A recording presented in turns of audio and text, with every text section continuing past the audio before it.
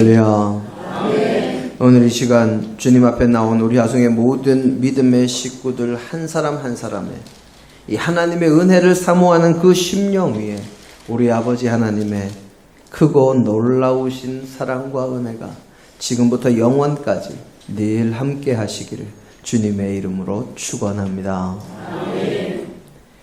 우리는 신앙생활을 하면서 세상 사람들이 사용하지 않는 단어를 참 여러 가지를 사용을 합니다. 그래서 처음 만나는 사람과도 대화를 하다 보면 어느 정도 어렴풋이 이 사람은 믿는 사람이구나 하는 것을 우리가 짐작할 때가 꽤나 자주 있습니다. 어떤 단어들을 우리 믿음의 사람들이 주로 사용을 합니까? 첫째로 주일이라는 단어.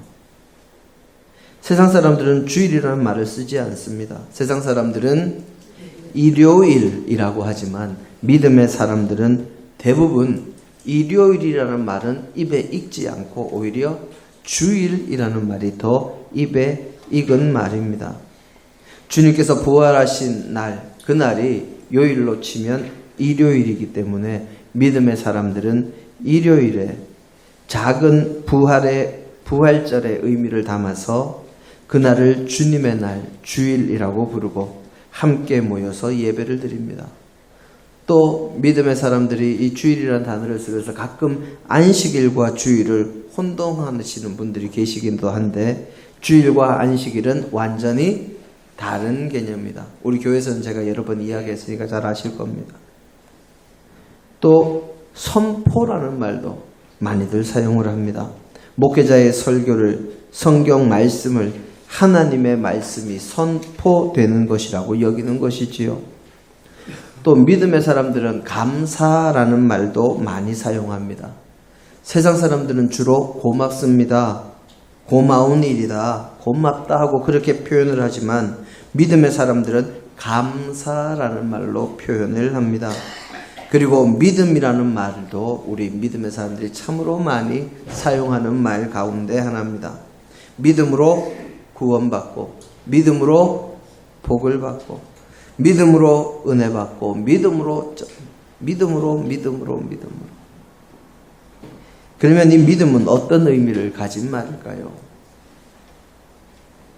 믿음이 과연 무엇일까요?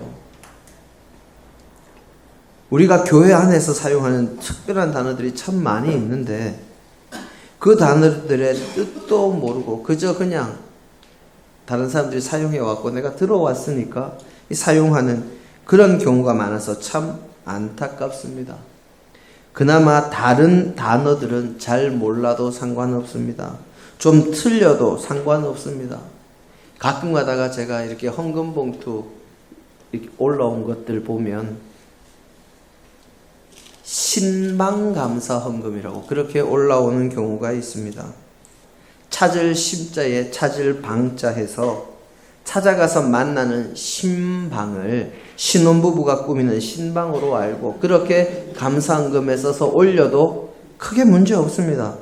삐요삐요하고 경찰 출동하지도 않고요. 그런다고 쇠고랑 차고 들어가지도 않고요.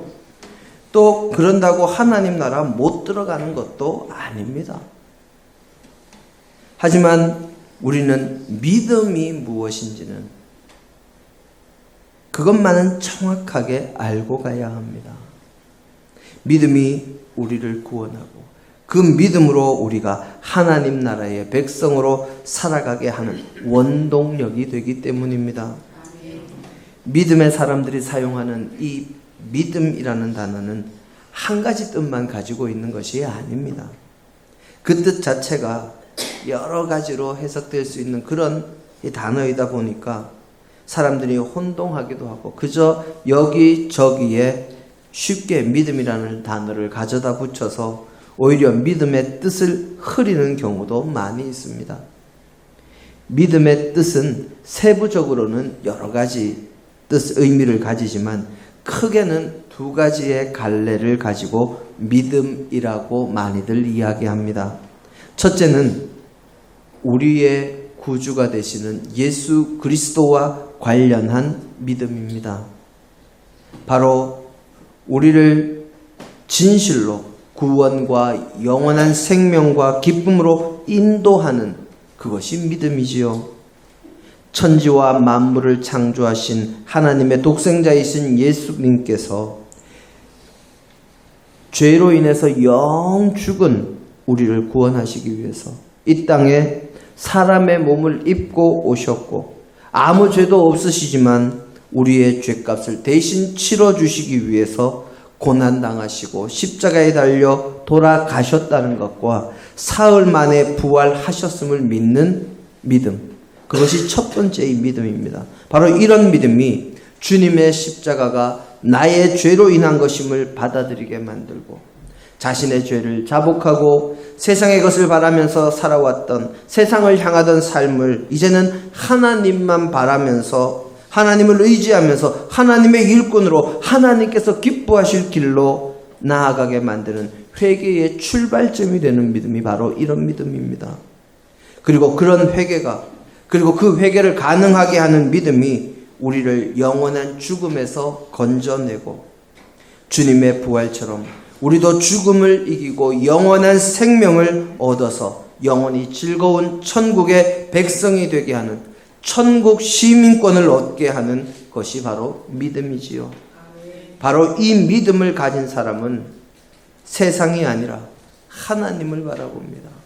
세상의 가치에 마음을 두는 것이 아니라 영원한 것에 가치를 두기 때문에 세상이 감당할 수 없는 사람이요, 세상이 어찌할 수 없는 사람이요, 세상을 이기는 믿음을 가진 사람이 되는 것입니다.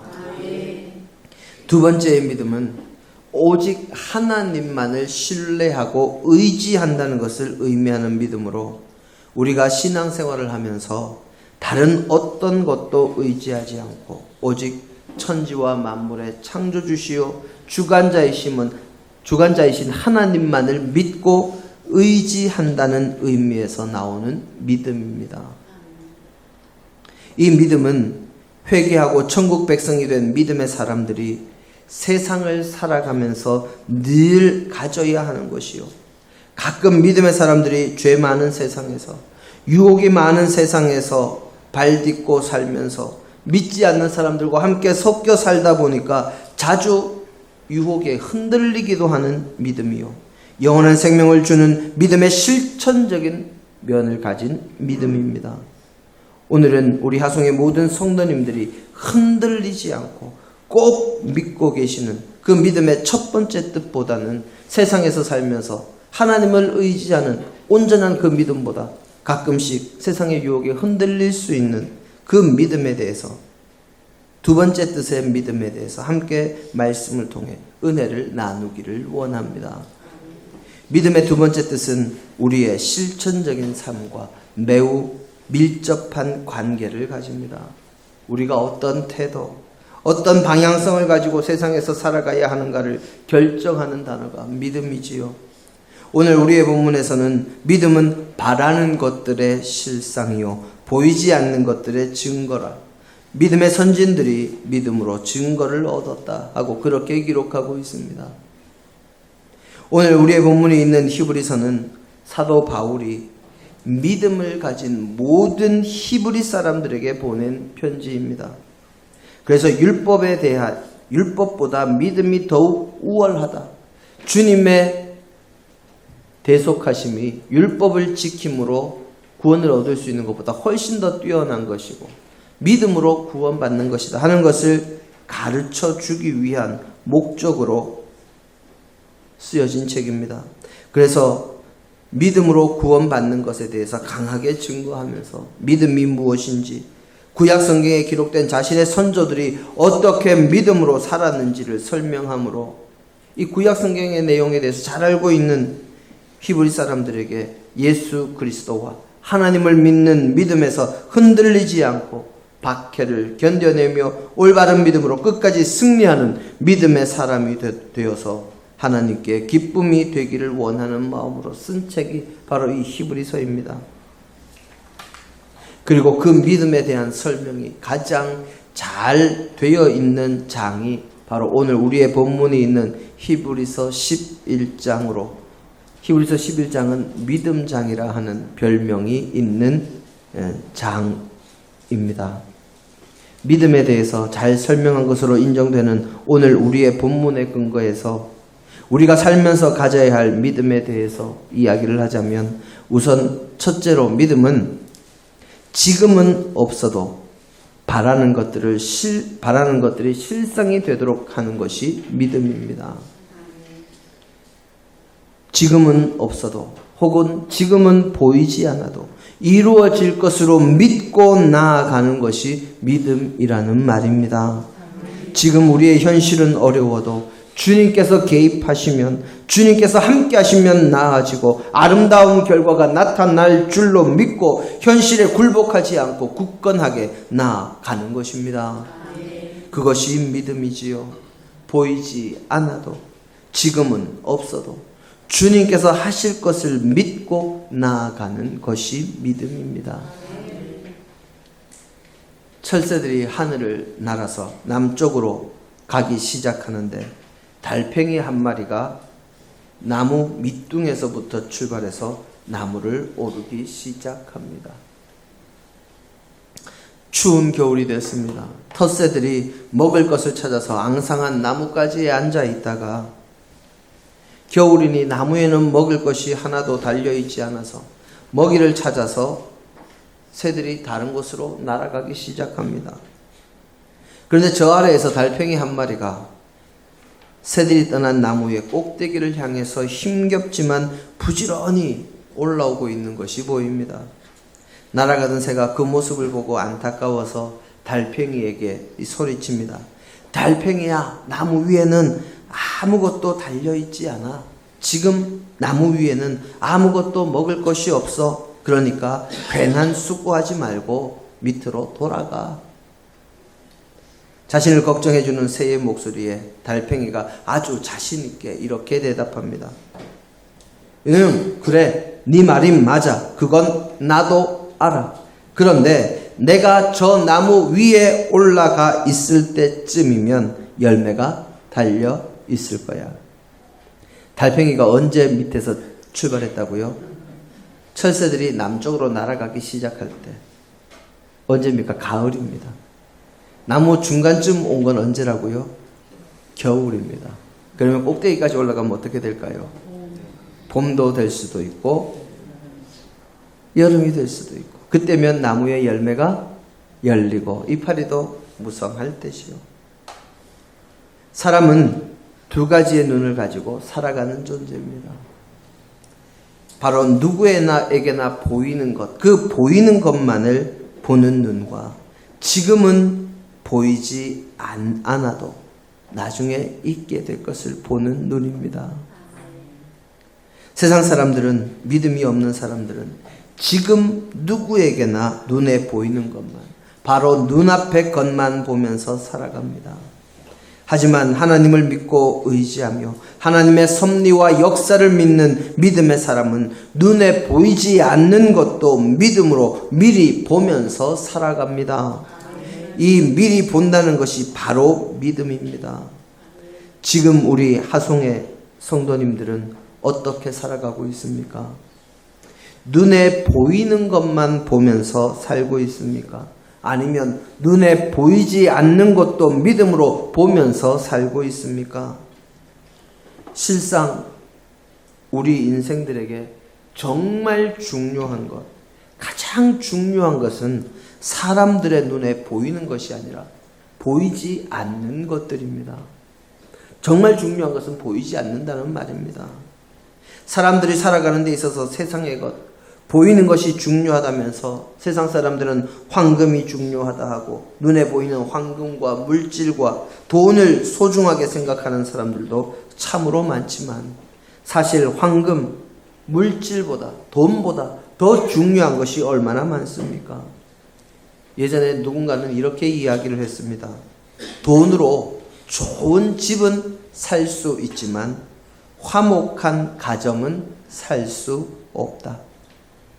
돈으로 좋은 침대는 살 수 있어도 숙면은, 좋은 잠은 살 수 없다. 그렇게 이야기했습니다. 세상에서 보이는 것은 세상의 것으로 눈에 보이는 것으로 해결이 되지만 보이지 않는 중요한 것은 세상의 것으로 보이는 것으로 해결이 되지 않습니다. 사람이 살아가는데 정말 중요한 사랑도 행복도 그리고 기쁨도 이 열정도 눈에 보이지 않습니다. 그러나 눈에 보이지 않는다고 사랑과 행복과 기쁨이 그리고 열정이 없다고 말하는 사람은 없습니다. 이처럼 믿음은 보이지 않는 것을 보는 것이요 지금 없는 것이 있을 줄로 믿는 것입니다. 지금 우리 하성의 성도님들 무엇을 보고 계십니까? 믿음의 두 번째는 보이지 않는 것들의 증거가 되는 믿음입니다. 지금 당장 내 눈에 보이지 않고 내가 경험해 보지도 않았고 내가 알지도 못하는 것이지만 그 모든 것을 믿음으로 증거를 삼아서 나아가는 것을 의미합니다. 하나님의 말씀이 우리에게 알게 하시는 것이 지금 내 눈에 보이지 않고 내가 지금까지 경험하지 못했어도 나의 지식의 한계를 지혜의 한계를 벗어나는 것일지라도 하나님의 말씀을 증거로 삼아서 믿고 나아가는 것이 믿음이라는 말입니다. 요즘 쉽게 설명하면 지도와 같은 것입니다. 요즘은 지도를 잘 사용하지 않고 전부 내비게이션으로 사용을 하지만 예전에는 운전해서 잘 모르는 데 가려면 출발하기 전에 지도 딱 펼쳐놓고 어디서 가서 어디로 가서 여기서 이렇게 꺾고 이렇게 계산을 하고 출발합니다. 가다가 모르겠으면 다시 한번 지도 찾아보지요. 우리는 그렇게 예전에는 지도를 보고 길을 찾아갔습니다. 그리고 지금은 보통 일반 사람들은 내비게이션으로 가지만 군대에서는 지금도 지도를 사용합니다. 나의 위치가 어딘지 모를 때 지도를 봅니다. 나의 위치와 나의 갈 길을 알려면 지도와 나침반이 있으면 쉽게 알 수가 있지요. 지도를 놓고 나침반으로 동서남북을 확인하고 주변의 지형을 확인하면 나의 위치가 어딘지 정확하게 알 수가 있습니다. 그리고 그 지도를 보고 나는 모르지만 내가 가야 할 길을 확인하고 그 길을 갑니다.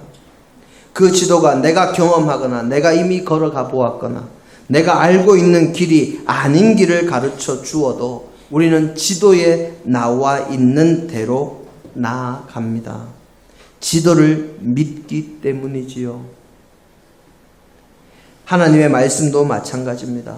내가 가보지 않았고 내가 경험하지 않았고 내가 직접 보지 않았고 내가 알지 못하지만 하나님의 말씀이니 그것 자체를 증거로 삼아서 믿고 나아가는 것 그리고 순종하는 것 그것이 믿음이요 믿음의 사람들이 나아가야 할 길입니다. 우리가 세상을 살다 보면 우리네 인생은 정말 한 치 앞도 알 수 없고 아주 잠시 잠깐이라도 예측하기 어려운 것을 우리는 절감합니다.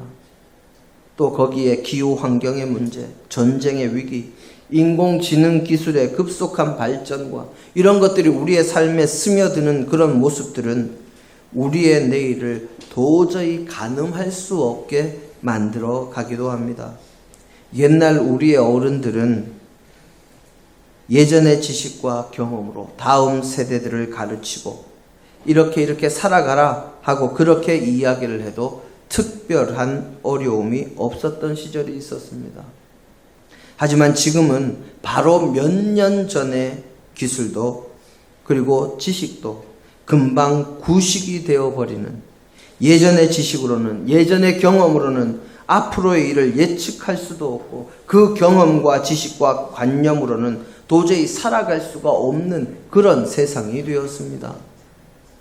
그런 인생에서 우리의 인생길을 알려줄 지도와 나침판은 참으로 소중한 것이지요.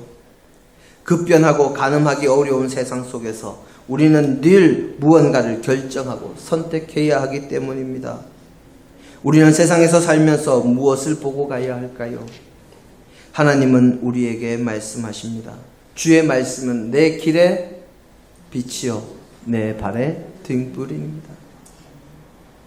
사도 바울은 표대를 향하여 그리스도 예수 안에서 하나님이 위에서 부르신 부름의 상을 위하여 달려가노라 하고 그렇게 빌립보서 3장 14절에 고백했습니다.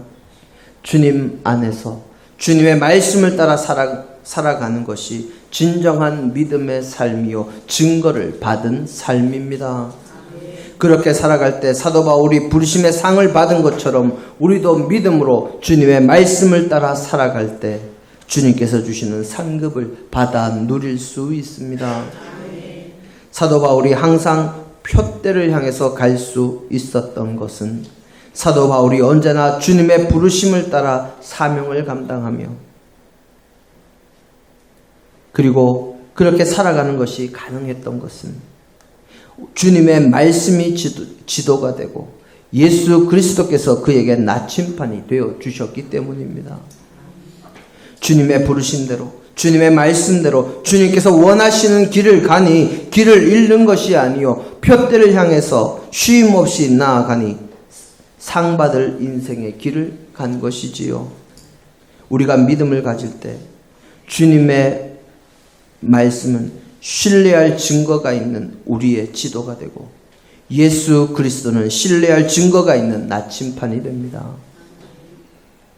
험한 인생길에서 우리가 알지 못해도 믿을 만한 증거가 충분한 지도와 나침판에 주목해서 영적인 순례의 길을 힘차게 살아가므로 주님의 은혜와 복 가운데 거하시는 믿음의 백성이 되시기를 축원합니다. 마지막 세 번째로 믿음은 우리의 죄악된 본성을 거스르게 하는 것입니다. 사실 사람이 살아가는 데 있어서 세상의 물결에 휩쓸려서 그렇게 되는 대로 살아가면 참 편하고 좋습니다. 세상 사람들이 사는 대로 나도 그렇게 살면 혼자 튄다고 핀잔 받을 일도 눈총 받을 일도 없습니다. 직장에서 말씀대로 믿음 가지고 살아가면 어떤 사람은 너만 교회 다니냐 이러는 사람도 있고 주일날 나는 교회 가야 되니까 당직 좀 바꿔달라 이런 이야기를 해도 너 혼자 믿느냐 하면서 온갖 눈총에 핍박을 받습니다. 하지만 세상 사람들처럼 그렇게 살면 핍박받을 일도 없고 눈총 받을 일도 없겠지요. 사실 주일에 믿음을 가지고 예배 드리러 온다는 것 쉽지 않은 일입니다. 조금이라도 더 자고 싶고 조금이라도 더 이불 속에서 좀 뒹굴거리고 싶고 조금이라도 더 게임도 하고 싶고 조금이라도 더 세상의 것을 누리고 싶지만 주님 앞에 나오는 것을 더 기뻐하고 즐거워해서 주님 앞에 나오는 것입니다. 진정으로 믿음이 없다면 참으로 어려운 일이 주님 앞에 나와서 함께 예배하는 일입니다. 제가 고등학교 다닐 때입니다. 그때 학교에서 주일에도 학교에 나와서 자율학습을 하라고 그렇게 이야기를 했습니다. 교회에 못 나가게 한 것이지요. 주일에 예배 드리고 학교 가면 늦게 왔다고 일렬로 세워서 몽둥이 찜질을 당했습니다. 몇 주를 그렇게 했더니 그 다음부터는 처음 3월 한 달을 그렇게 매 맞으면서도 교회 나갔다가 이 자율학습하러 학교 갔더니 한 달이 지나니까는 그렇게 맞으면서 교회 갔던 친구들은 교회 가도 그 뒤로 뭐라고 하지를 않습니다. 그런데 그 전에 한 두어 대 때리니까 교회 안 가고 나왔던 친구들은 끝까지 교회 못 갔습니다. 사실 저는 그때 맞는 것도 싫었지만 예배를 드리지 못하게 하는 것도 싫었습니다. 몽둥이로 맞아서 아픈 것, 이 잘못한 것 없이도 맞는 것, 사람의 본성이라면 누구나 다 싫어하는 것이지요. 저도 그것이 정말 싫었지만 그 싫어하는 본성을 이길 수 있었던 것은 예배에 빠질 수 없다 하는 것 때문이었습니다. 이솝우화에 나오는 이야기입니다. 비가 많이 와서 홍수가 난 강이 있었습니다. 그 강 가운데 작은 섬이 있었는데 홍수가 났으니 섬이 어떻게 되겠습니까? 물에 잠기겠지요. 섬 대부분이 물에 잠기고 아주 조그만 부분만 이제 남았습니다. 거기에 있던 개구리가 아이고 이제 여기서는 도저히 못 살겠고 이제 저 강 건너편으로 좀 가야 되겠다 하고는 강에 뛰어들려고 하는데 옆에서 누가 부릅니다. 봤더니 전갈입니다. 전갈이 나도 좀 태워서 데리고 가주라. 너는 물속에서 헤엄칠 수 있지만 나는 헤엄 못 치니까 이제 물이 조금 더 불면 나는 죽을 수밖에 없다. 좀 살려달라 하고 이야기를 합니다.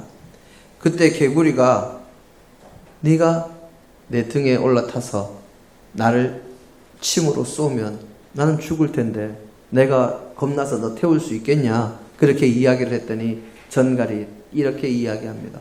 아니 강 건너다가 내가 너 쏘면 너도 죽지만 나도 죽을 텐데 내가 너를 쏘겠느냐? 그러니까 나를 믿고 좀 태워달라. 그래서 이 개구리가 좋은 일 하는 셈 치고 그 말을 믿고 전갈을 등에 태우고 이제 강을 건너기 시작합니다. 한참을 헤엄쳐서 강 중간쯤 갔는데 갑자기 전갈이 개구리를 침으로 쐈습니다. 개구리가 독이 몸에 퍼져서 몸이 굳어가서 물속에 빠져가며 이렇게 묻습니다. 내가 죽으면 너도 죽을 걸 알면서 왜 내게 독침을 쏘았느냐 했더니 죽어가는 개구리에게 같이 물에 빠지면서 전갈이 이렇게 이야기합니다. 미안해. 그런데 이게 내 본성이야. 자신도 죽을 줄 알면서 독침을 쏜 전갈의 행동이 참 안타깝습니다. 전갈의 변명 아닌 변명이 우리의 가슴을 울립니다. 왜냐하면 우리들 역시 주님 앞에서 전갈과 별반 다르지 않은 인생을 살아가고 있기 때문입니다. 인간은 하나님 앞에 전갈과 같은 존재입니다. 인간은 자신이 죽는 줄 알면서도 하나님의 말씀을 거절합니다. 예수 그리스도의 보혈을 거부합니다. 주님 앞에 나아오기를 싫어합니다. 왜요? 더 놀고 더 세상의 것 가지고 세상의 것 더 누리고 싶은데 더 즐거운 것이 많이 있는데 주님 앞에 나오라고 하니까 그 죄악된 본성 때문에 주님을 거부하지요. 죽을 줄 알면서 영원히 멸망당할 줄 알면서 하나님을 거부합니다. 이 전갈과 무엇이 다릅니까?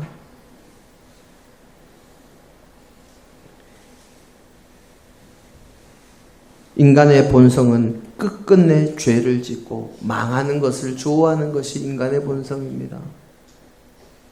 그래서 예수 그리스도께서는 어쩔 수 없는 이 인간을 위해서 당신의 생명을 우리에게 내어주셨던 것이지요.